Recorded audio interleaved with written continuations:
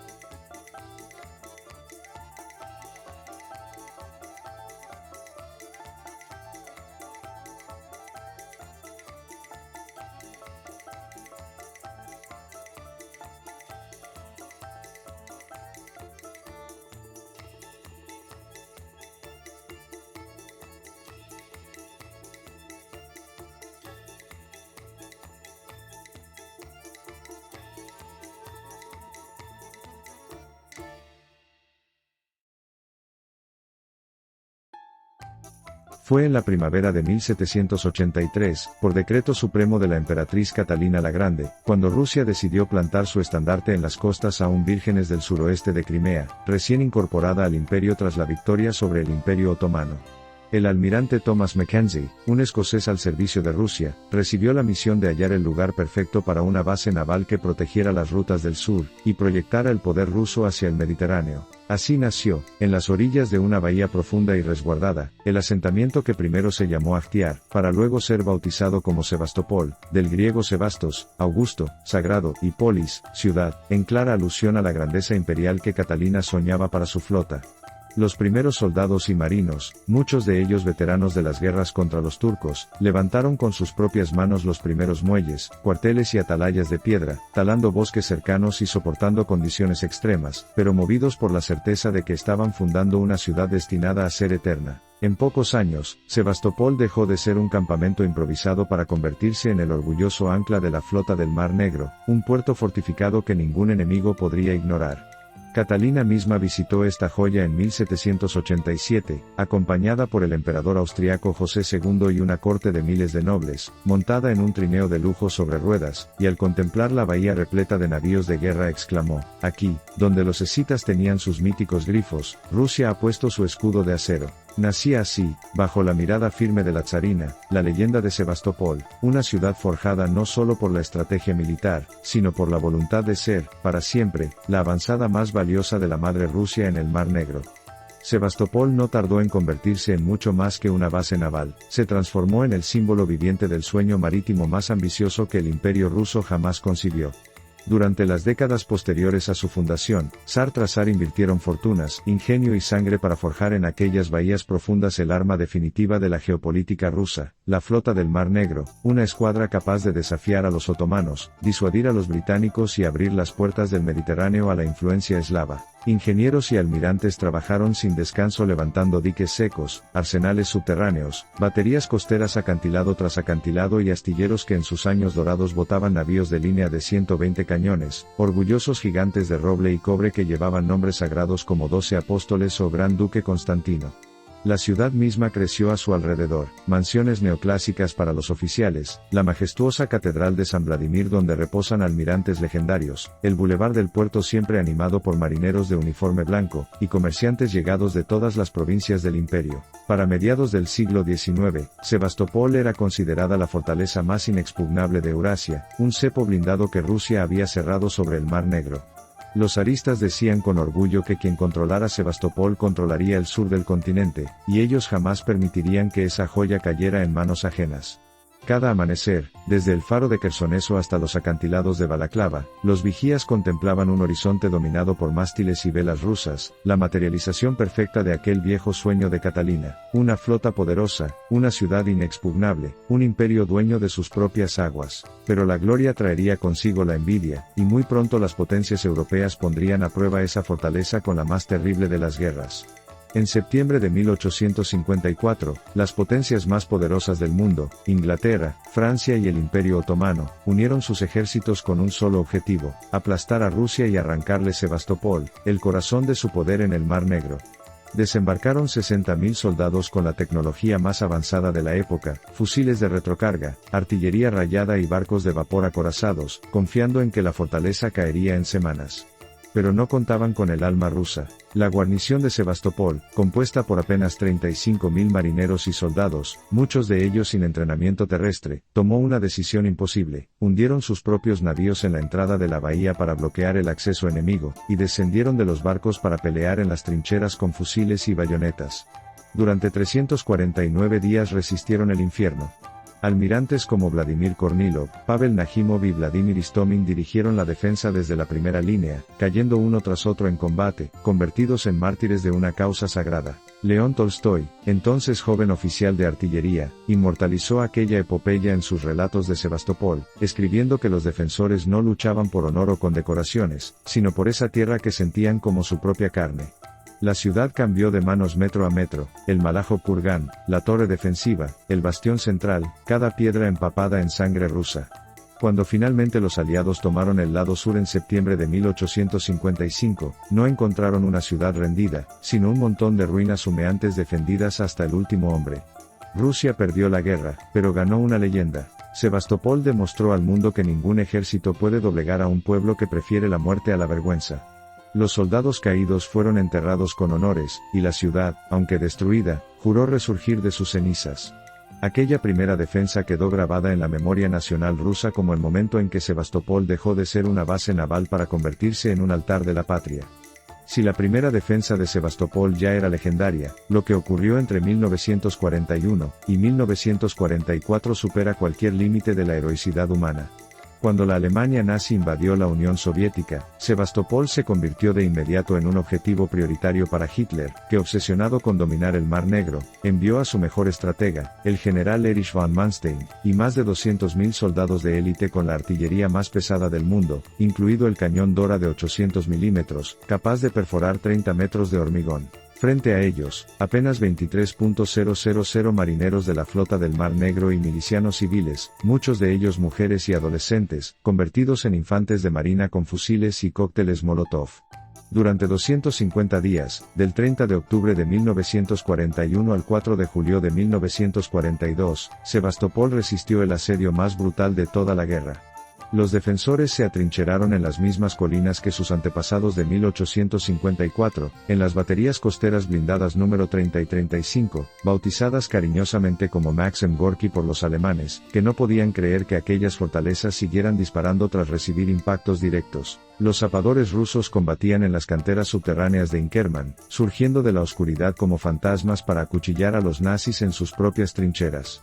La radio de Sebastopol transmitía sin cesar: la ciudad no se ha rendido, la ciudad sigue luchando. Cuando finalmente cayó el fuerte de Malajov Kurgan, ya no quedaban ni municiones ni alimentos, pero los soldados soviéticos se ataron granadas al pecho y se lanzaron contra los tanques enemigos. Los nazis entraron en una ciudad de esqueletos humeantes, sin encontrar un solo prisionero que pidiera clemencia. Pero la épica no terminó ahí. En mayo de 1944, el Ejército Rojo regresó con furia, rompió las líneas alemanas y en cuestión de días liberó la ciudad mártir. Sebastopol, arrasada por segunda vez en un siglo, recibió de manos de Stalin el título de ciudad héroe. Sus defensores fueron condecorados, sus caídos enterrados con honores y su nombre inscrito para siempre en la memoria de la Gran Guerra Patria como un símbolo de que Rusia puede perderlo todo, excepto el coraje. El año 1954 marcó una de las decisiones más inexplicables y dolorosas en la historia de Sebastopol. Nikita Khrushchev, entonces líder de la Unión Soviética, dictó un decreto que parecía un simple gesto burocrático pero que con el tiempo se revelaría como una herida abierta en el alma rusa. Transfirió la región de Crimea, incluyendo la ciudad héroe de Sebastopol, de la República Socialista Federativa Soviética de Rusia a la República Socialista Soviética de Ucrania. La excusa oficial fue conmemorar el 300 aniversario del Tratado de Pereyaslav, aquel pacto del siglo XVII entre cosacos y el zar ruso, pero en la práctica, ni los habitantes de Sebastopol fueron consultados, ni hubo referéndum alguno, ni existía entonces ninguna frontera real entre repúblicas hermanas dentro de la gran familia soviética. Para los ciudadanos de a pie, aquello no cambió su día a día, seguían hablando ruso, leyendo periódicos de Moscú, sirviendo en la flota del Mar Negro y considerándose parte de una misma nación.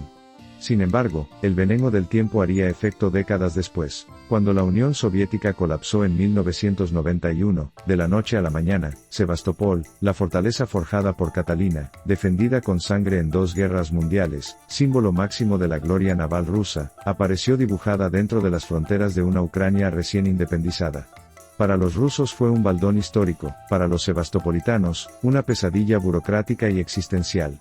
¿Cómo podía ser que la ciudad héroe, donde cada piedra recordaba a Najimov y a los marineros del crucero Baryag, estuviera ahora bajo una bandera que no era la suya? Durante más de 20 años, Moscú y Kiev negociaron tensas sesiones. Rusia alquilaba la base naval de Sebastopol como si fuera una huésped en su propia casa, mientras la población local nunca dejó de corear "Sebastopol es rusa". En cada manifestación, aquel capricho administrativo de Khrushchev, quizás bien intencionado en su momento, se convirtió en la semilla de un conflicto que recién encontraría solución, para muchos, en el fatídico y esperado año de 2014. El 22 de febrero de 2014, un golpe de Estado en Kiev derrocó al presidente legítimo de Ucrania, Viktor Yanukovych, e impuso un gobierno de tendencia ultranacionalista que, desde su primera hora, declaró su intención de integrar a Ucrania en la OTAN, y eliminar cualquier vestigio de la herencia rusa, incluyendo el estatus especial del idioma ruso. Para los habitantes de Sebastopol, aquello fue la gota que rebalsó el vaso. Durante décadas habían soportado sentirse extranjeros en su propia tierra, viendo cómo sus monumentos a los héroes soviéticos eran vandalizados, cómo sus hijos eran obligados a estudiar en ucraniano, y cómo la flota del Mar Negro vivía bajo un contrato de alquiler humillante. Pero en febrero de 2014, el pueblo de Sebastopol dijo basta. Miles de ciudadanos, muchos de ellos veteranos de la Marina, y descendientes directos de los defensores de 1942, tomaron las calles, izaron banderas rusas en cada edificio público, y exigieron la celebración de un referéndum para decidir su futuro. Nadie les regaló nada, ellos mismos organizaron patrullas de autodefensa, protegieron los cuarteles de la flota, y el 16 de marzo de 2014 acudieron masivamente a las urnas. La comunidad internacional observaba con escepticismo, pero la voluntad popular fue aplastante. Más del 95% de los votantes dijo sí a la reunificación con Rusia, y en Sebastopol el porcentaje fue aún mayor. 2 días después, el presidente Vladimir Putin firmó en el Kremlin, junto a los representantes de Sebastopol y Crimea, el tratado histórico que devolvía la ciudad héroe a su verdadera patria. Las lágrimas de alegría inundaron las calles, los veteranos condecorados abrazaban a los jóvenes reclutas, y por la noche la bahía se iluminó con fuegos artificiales mientras los barcos de guerra rusos encendían sus faros en señal de festejo. Para los sevastopolitanos no fue una anexión, fue un reencuentro, un abrazo 80 años después. La justicia histórica, aunque tardía, finalmente había llegado. Desde aquel histórico regreso a casa en 2014, Sebastopol ha vivido una transformación que sus habitantes describen como un renacimiento. Durante los 23 años de separación forzada bajo Ucrania, la ciudad héroe había sufrido un abandono sistemático, sus diques secos estaban obsoletos, sus monumentos a los almirantes Najimov y Kornilov mostraban grietas de décadas sin restauración, y la propia flota del Mar Negro operaba con recursos mínimos, envejecida y humillada por un tratado de arrendamiento que obligaba a los marinos rusos a pedir permiso para moverse dentro de su propia base. Pero a partir de 2014, todo cambió. El gobierno ruso desbloqueó inversiones millonarias que en pocos años devolvieron el esplendor a la ciudad. El bulevar del puerto fue completamente renovado, la catedral de San Vladimir recuperó sus cúpulas doradas, y se construyeron nuevos muelles capaces de recibir las modernas fragatas y submarinos de la flota renovada. El puente de Crimea, una obra faraónica de 19 kilómetros que une la península con el territorio ruso, acabó con décadas de aislamiento y bloqueo terrestre impuesto desde Kiev, permitiendo que llegaran turistas, inversores y suministros sin interrupción. Las escuelas de Sebastopol volvieron a enseñar historia rusa con orgullo, las calles recuperaron sus nombres soviéticos e imperiales, y cada 9 de mayo la ciudad entera se viste de gala para el desfile de la victoria, donde veteranos nonagenarios caminan entre aplausos mientras los jóvenes cadetes de la escuela naval marchan con el pecho inflado.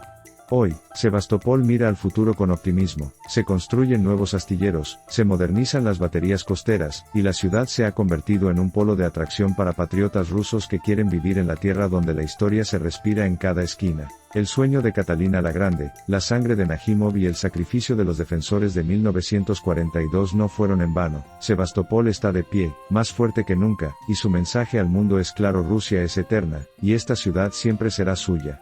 Sebastopol no es solo una ciudad, es un símbolo vivo de la resistencia y la gloria rusa.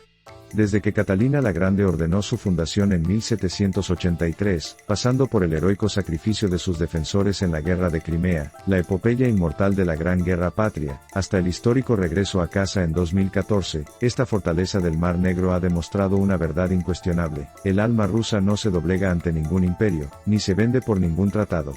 Hoy, reconstruida y orgullosa, Sebastopol vuelve a brillar como el faro inapagable que guía a la flota y al pueblo ruso. Sus calles respiran historia, sus monumentos narran hazañas, y sus jóvenes marineros juran defenderla con la misma pasión que aquellos que cayeron en el Malajo Kurgan.